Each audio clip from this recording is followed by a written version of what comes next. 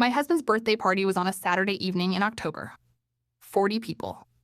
Our house. I had spent 3 days planning it. The food, the decorations, the playlist he didn't know I'd built from songs he'd mentioned liking over 5 years of marriage. He stood in the kitchen at 9 o'clock that night, laughing with his college friends, holding a beer, looking like the version of himself I had married. And at 9:14, while he was in the middle of a story, his card was declined at the bar tab. He tried again. Declined. He looked at his phone with a particular expression of someone who cannot understand what they are seeing. And then he looked across the room and found me. I looked back. I didn't look away, because I had frozen the account at noon that day. And I had spent the 12 hours between noon and 9:14 deciding whether I had made the right decision. I had. This is what happened before that moment, and everything that came after. My name is Nora Whitfield. I have been married to Owen for 6 years. We met at 24, at a friend's party, in a kitchen of all places, arguing about whether a particular film was brilliant or pretentious. He said brilliant. I said pretentious. We argued for 40 minutes and then stood on the back porch until 2 in the morning, talking about everything else. I knew, somewhere in that first conversation, that he was someone I would let in. That's the thing about Owen. He has a quality, I'm still not sure I have the right word for it, a kind of warmth that makes you feel chosen. When he focuses on you, he really focuses.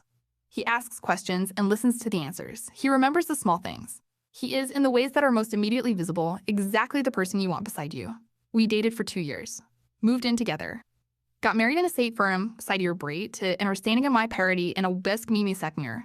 We were happy. I want to say that clearly because what I'm about to tell you doesn't change the fact that we were, for significant stretches of 6 years, genuinely happy.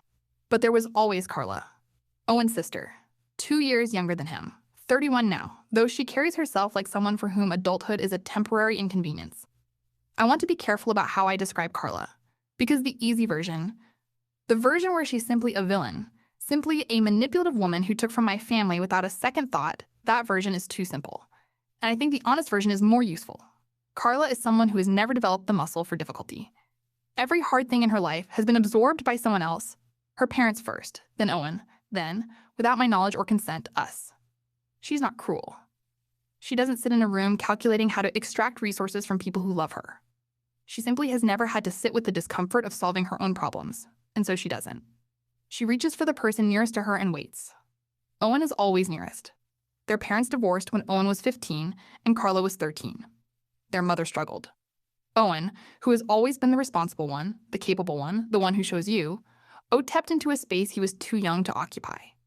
He became the person Carla called. When she needed money for rent in her 20s, she called Owen. When her car broke down, Owen. When a relationship ended and she needed somewhere to stay, Owen's spare room.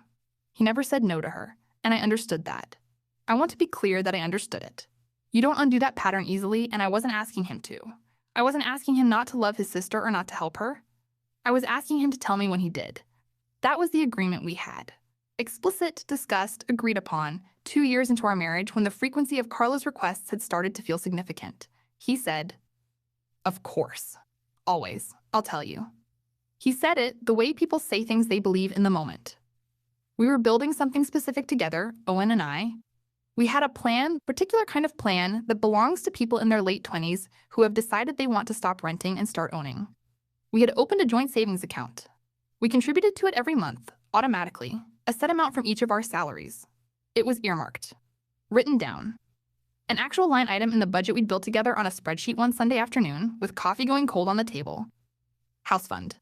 Eventual down payment. 5-year plan. By the end of the 3rd year, we had $68,000. By the end of the 4th year, or what should have been the end of the 4th year, we had $112,000. That's what I thought.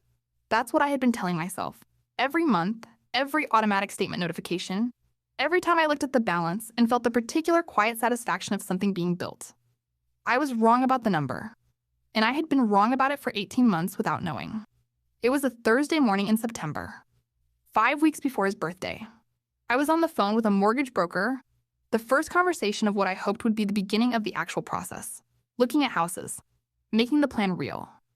She asked me to confirm our available liquid assets. I said, $112,000, give or take. She asked me to pull up the current balance and confirm. I logged into the account. I sat very still. The balance was $23,412. I read it again. Then I said, "Can I call you back?" and hung up. And I sat at the kitchen table in our house that we rented and would apparently continue to rent. And I looked at a number that was $89,000 smaller than it should have been.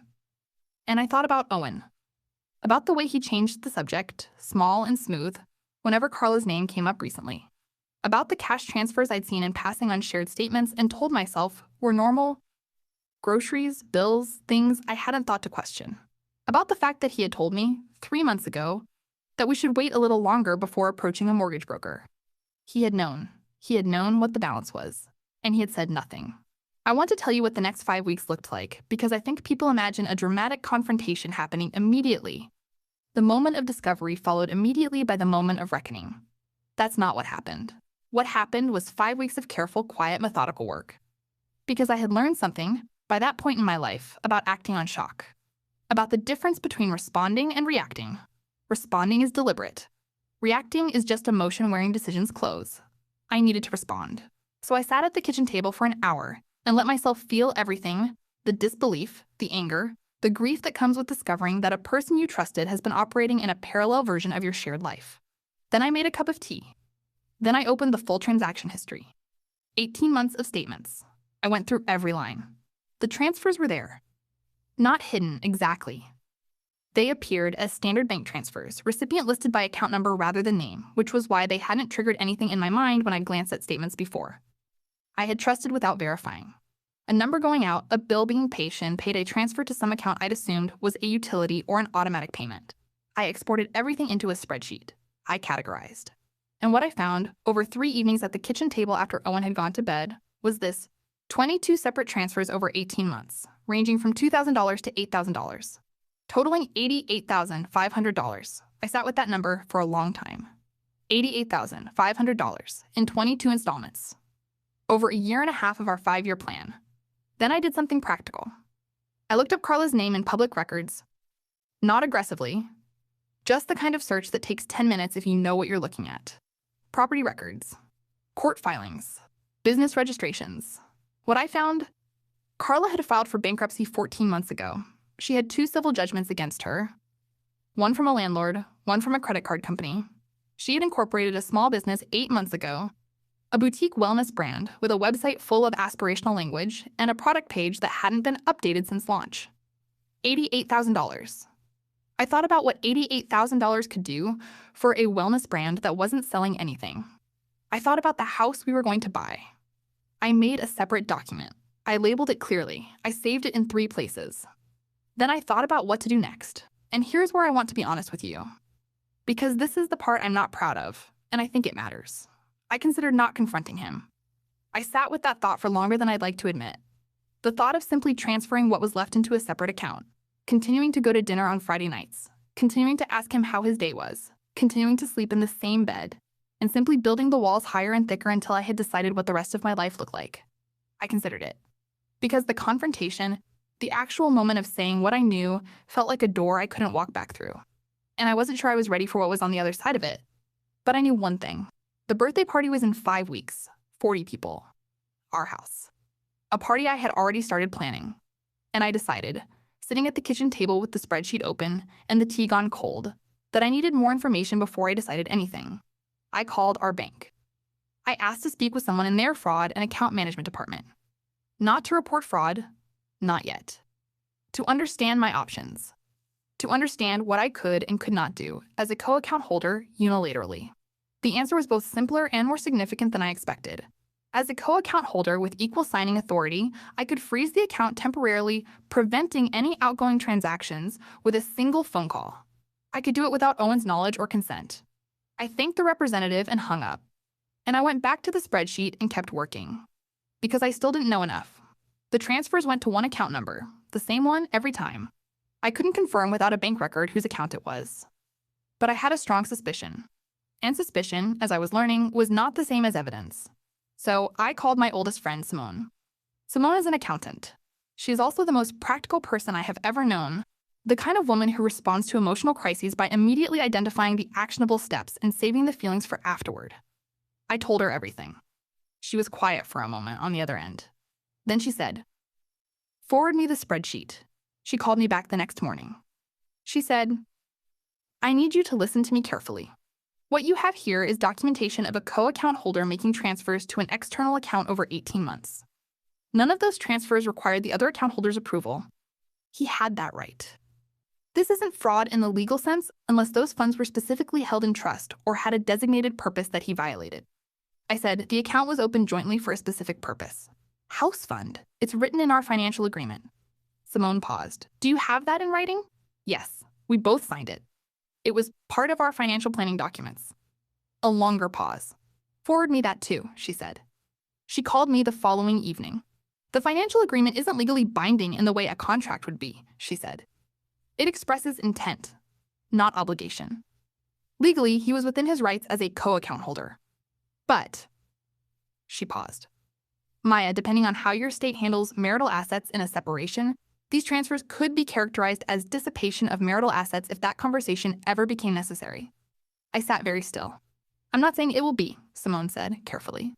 "I'm saying you should know what you have. I knew what I had. I had a husband who had given away $88,000 of our shared future to his sister over 18 months without telling me. And I had a birthday party in 3 weeks. 2 weeks before the party, I found the last thing. I had been going through paperwork, methodically, systematically, the way you go through things when you're not entirely sure what you're looking for, but you know something else is there. In the filing cabinet in Owen's office, the one he uses for work documents, tax records, and receipts. Behind a folder labeled insurance was an envelope. Inside it, a letter from Carla, dated 8 months ago. I read it standing at the filing cabinet with the overhead light on and the house quiet around me. And what it said, what she had written to my husband, in her own handwriting, about the money, changed what I understood about whether Owen had been a victim of his sister's need or a willing participant in something he had chosen not to tell me. I want to read you the parts of that letter that I still remember word for word, because there are things you read once and carry forever. Carla had written, "Owen, I know this is the last time I'll ask. I know that. The business needs one more injection to get to the point where it's self-sustaining. $50,000 should cover it. I know it's a lot. I know it's from the house account. But Nora doesn't need to know. It'll be paid back before you're ready to buy anyway. And if things work out the way I think they will, I'll double it. Just don't tell her yet. She doesn't understand the way family works. She doesn't understand the way family works." I read that line 4 times. Then I read the rest. Carla had written about previous amounts, referenced them as if they were a running tally, both of them maintained. 30 from February, 15 from June. The 8th in September, which she called the emergency one. The way she listed them was casual, easy. The way you list items on a grocery receipt. And at the bottom, in a postscript, "P.S. Tell her we're doing well if she asks." You know how she gets. You know how she gets. I put the letter back in the envelope. Put the envelope behind the insurance folder exactly where I'd found it. Closed the filing cabinet. Went to the kitchen. Made tea. Sat down. And here's where I need to tell you something, honestly. My first feeling was not anger.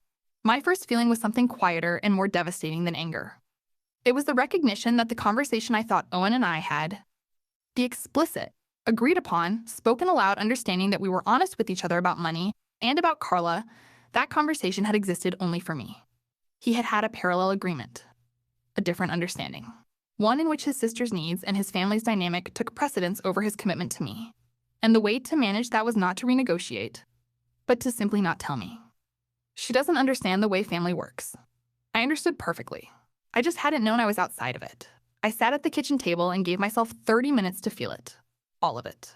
The grief and the anger and the specific heartbreak of discovering that the version of your marriage you've been living in has a different floor plan than the one your partner has been living in.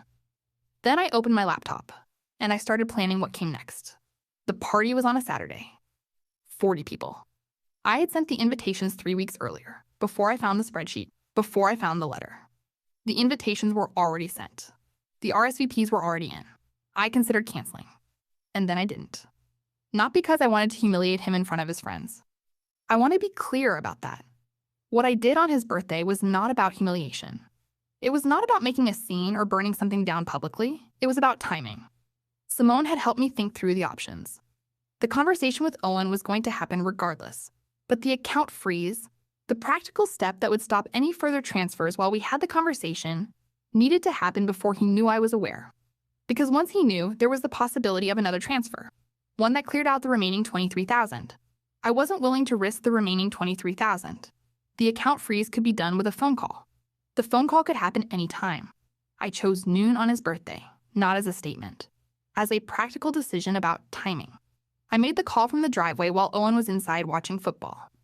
The freeze took 4 minutes to process. The representative confirmed it was active. I thanked him and hung up. Then I went inside. I spent the afternoon preparing food. I arranged the living room. I made the playlist. I put up the birthday banner I'd bought 3 weeks ago, before all of this, when the only thing I was planning was how to make him feel celebrated. And I stood in the kitchen at 4 o'clock in the afternoon, surrounded by the architecture of a party I'd built for someone who had been lying to me for 18 months. And I thought, I still love him. That's the part no one tells you about. That love and betrayal are not mutually exclusive. That you can feel both at the same time, and that feeling both at the same time is one of the most disorienting experiences available to a human being. I loved him. And he had made a choice repeatedly over 18 months that was the opposite of the marriage we'd agreed to build. Both things were true. I put on the playlist and opened the front door when the first guests arrived. The party was fine. More than fine, actually. Owen was happy in the way he's happy at gatherings, energized, funny, moving from group to group, pulling people into conversations. He's good at parties. That's one of the things I had always loved about him. I watched him for most of the evening from a slight distance. Not with anger. I want to be honest about this. With something closer to sorrow. The particular sorrow of watching someone you love be entirely themselves, joyful and present and unaware, knowing that in a few hours nothing between you would be the same. At 9 o'clock, Owen's college friend Marcus went to the makeshift bar table we'd set up in the corner and tried to put a round on the joint card Owen had handed him earlier in the evening. The card declined. Marcus frowned at the machine. Tried again. Declined. Owen crossed the room. Took the card. Tried it himself. The tap, then the chip, then manually entering the number. Declined. Declined. Declined. He looked at his phone. Opened the banking app. Account access temporarily suspended. He looked across the room and found me. I was standing near the kitchen doorway with a glass of water. I looked back. I didn't look away. He excused himself from Marcus, came across the room. His voice was low, controlled. With something underneath it, I recognized the particular register of someone who is working to stay calm because they are in a room full of people. He said, "The account's frozen." I said, "I know." He stared at me. "Nora, what?"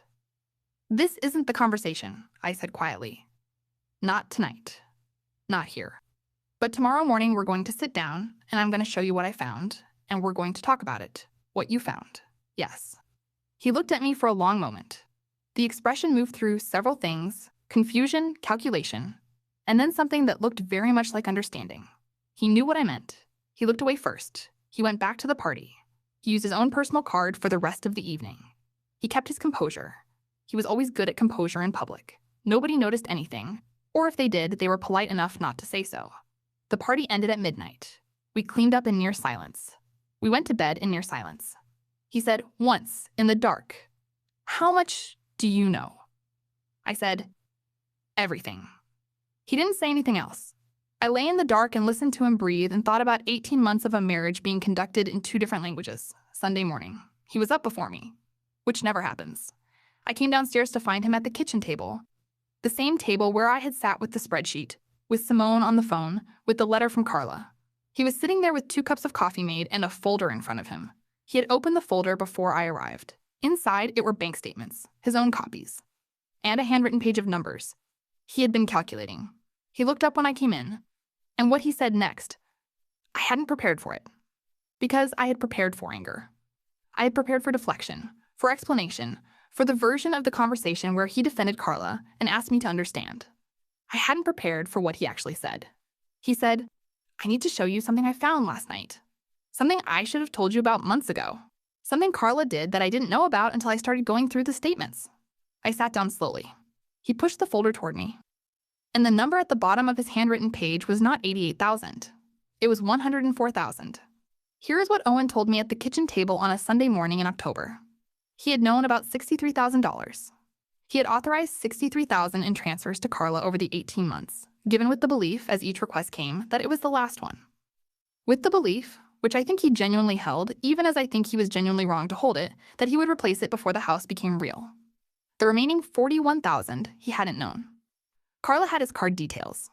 For emergencies, a phrase that had apparently expanded over time to include investment in her business, deposits on a rental property, and separate purchases I will let you imagine without specifying. She had been making transactions he hadn't caught because he hadn't been looking closely enough at the statements. He had given her access, and she had used it beyond what he'd intended.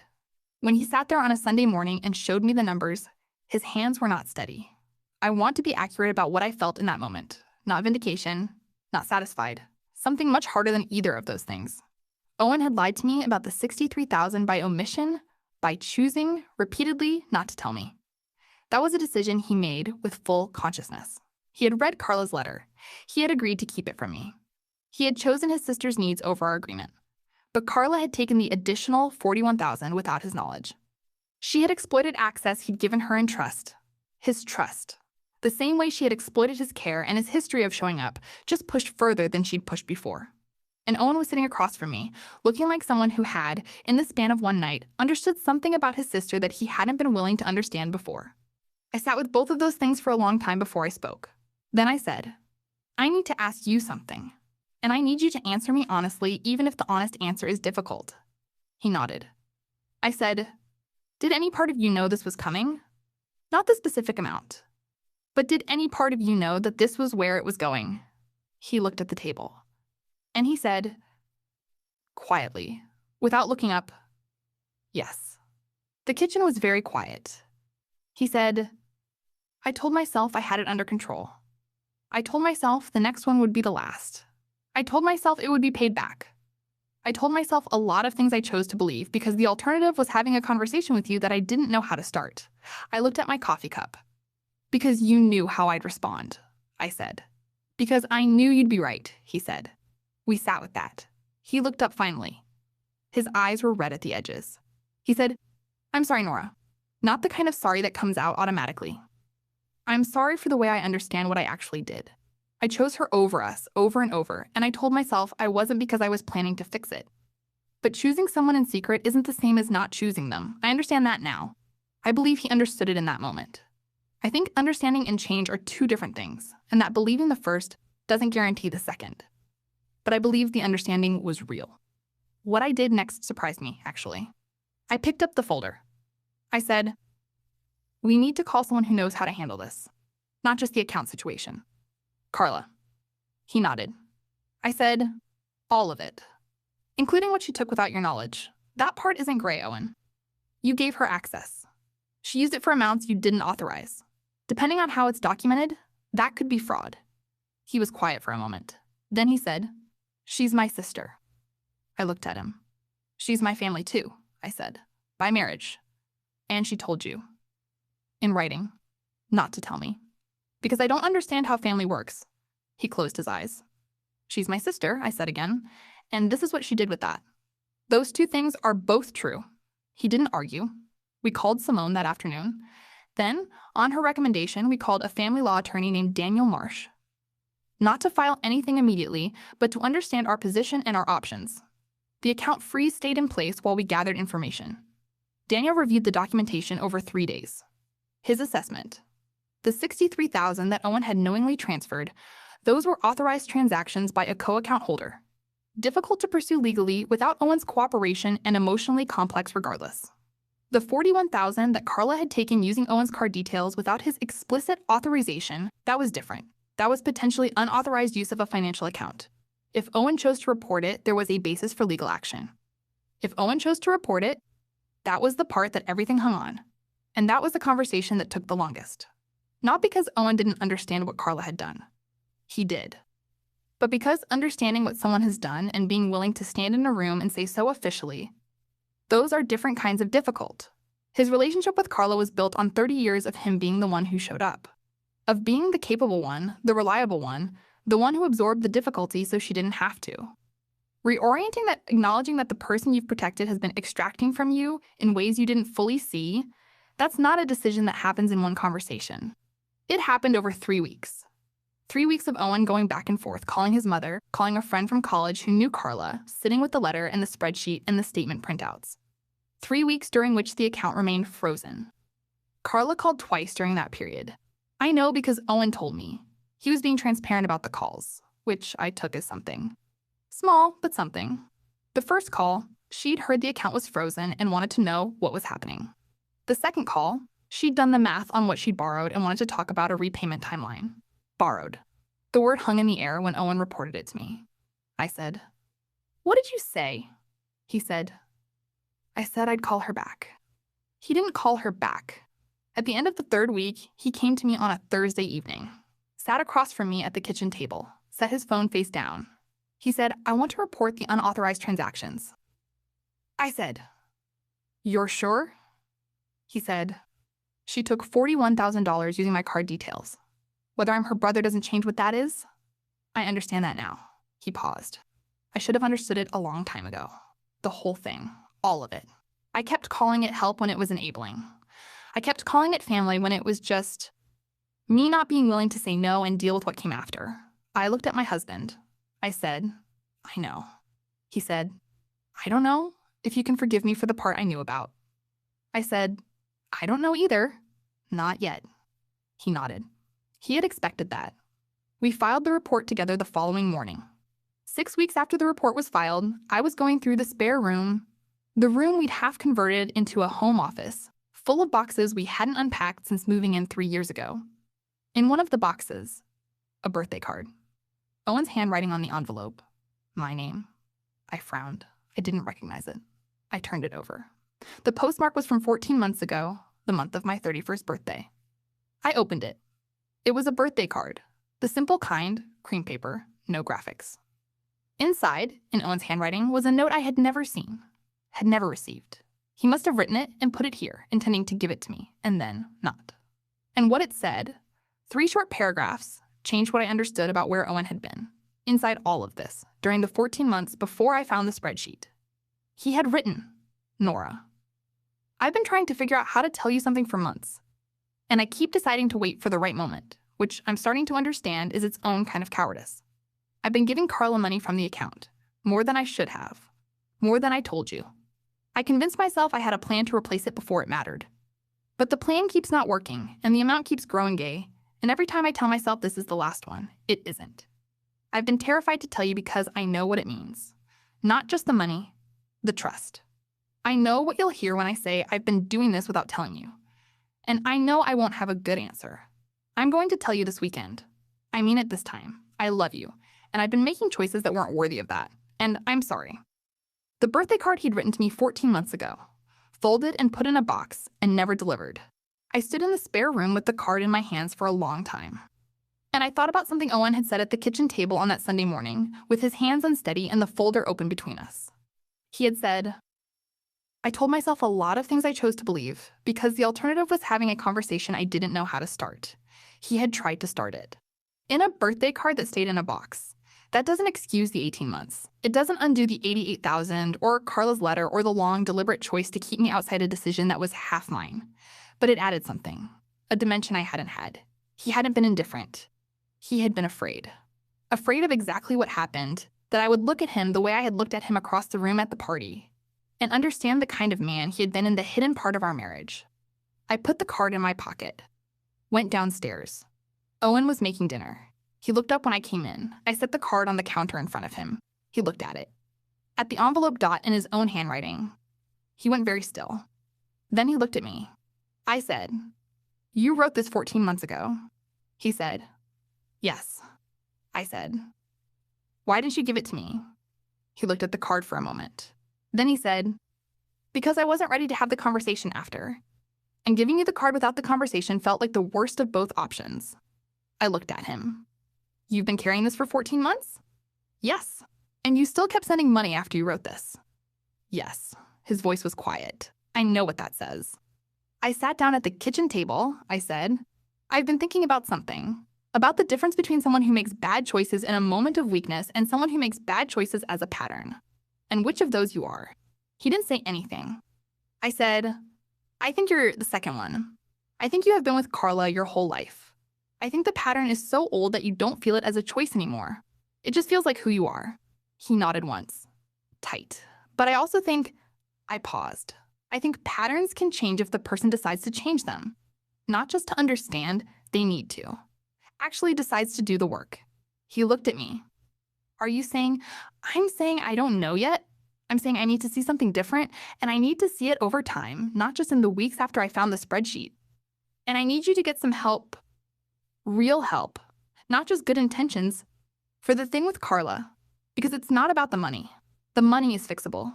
It's about the fact that you've spent 30 years letting someone take from you until there wasn't enough left to keep your promises to me. He sat down across from me. I know, he said. And Carla, I said. Whatever happens with the report, whatever happens legally, that relationship has to change. Not because I'm asking you to stop loving her, but because the way it's been functioning has been costing you things you didn't understand you were paying. He looked at the birthday card on the counter. I should have given you that, he said. Yes, I said. You should have. We are still married. I want to say that clearly, because I know people listen to stories like this and want to know the ending before they believe the journey. We are still married. We are in couples therapy, genuinely in it, not performatively, not just attending sessions, but doing the work between them. Owen is also seeing someone individually. The work with Carla, and with the patterns that built her into what she became in his life, is slow and nonlinear. And sometimes he comes home from a session and doesn't talk for an hour. I give him that hour. The account was unfrozen after 3 weeks. We restructured it, new account, shared, but with a formal agreement that any transfer over $500 to a third party requires mutual consent. In writing. Simone helped us draft it into something with actual teeth. The legal process around Carla's unauthorized transactions is ongoing. I won't go into the specifics because it's still active. What I'll say is that Carla has not called our house since the report was filed. And that, Owen said, the evening after we filed, that he felt something he described as relief. I think that was real. I think the relief of no longer carrying something alone, of having someone finally know the whole weight of it, is available even when the thing you were carrying was something you shouldn't have been carrying at all. The house fund is being rebuilt. Slower this time. More carefully. With both of us watching it. We haven't set a timeline. There's one more thing I want to tell you. About what I learned from all of this. Not about Owen, not about Carla, but about myself. I learned that I had been confusing trust with verification for years. I had trusted Owen, and because I trusted him, hadn't verified. I had looked at statements without reading them. I had accepted the fund is fine without logging in to confirm it. You want I built a financial life with another person and assumed that because we had agreed on something, the agreement was being kept. Trust is not the same as evidence. And this is not about suspicion. I'm not saying you should treat the people you love as suspects. I'm saying that love and attention are not opposites. That checking a bank statement is not a sign of distrust. It's a sign of engagement. Being present in your shared financial life is not paranoid, it's responsible. I had opted out of that responsibility because I trusted him. And he had, in that vacuum of my attention, made decisions he might not have made if he'd known I was looking. Not because he needed surveillance. Because he needed a partner who was present enough to push back before the choices accumulated into something neither of us could undo quietly. I was too absent. He was too secretive. And neither of those things alone caused what happened. But both of them together made a space where something wrong could grow for 18 months without anyone stopping it. I'm in the space now. We both are. If you've been trusting without verifying, not suspiciously, just practically, I want to ask you this. When did you last look, really look? Not because the people you love are lying to you, but because your financial life belongs to you, and belonging means you should know what's in it. And if you're in a relationship where you've discovered that trust was being used as cover for something that needed to be hidden, I want you to know that the account freeze was the easiest decision I made in all of this. Not easy, but clear. Clarity is not the same as certainty. I didn't know what came next when I made that call at noon on a Saturday. I still don't know entirely what comes next, but I knew that the remaining $23,000 was mine too, and I wasn't going to sit in a room full of people and smile and let it disappear before morning. Sometimes protecting yourself is the kindest thing you can do. For both of you. The conversation that follows, the hard, slow, real one, is where the actual work lives. But it has to start somewhere. It started for me at noon on a Saturday, with a phone call, and a card declined at 9:14, and a husband who for the first time in 18 months had nowhere to hide the thing we needed to talk about. Have you ever had to make a decision that felt cold in the moment, but was the only honest choice available to you? Tell me in the comments. I read everyone. And everyone you, there are more people understanding than you might expect. If this stayed with you, share it with someone who needs to hear it. Like, subscribe. A new story every single day. I'll see you tomorrow.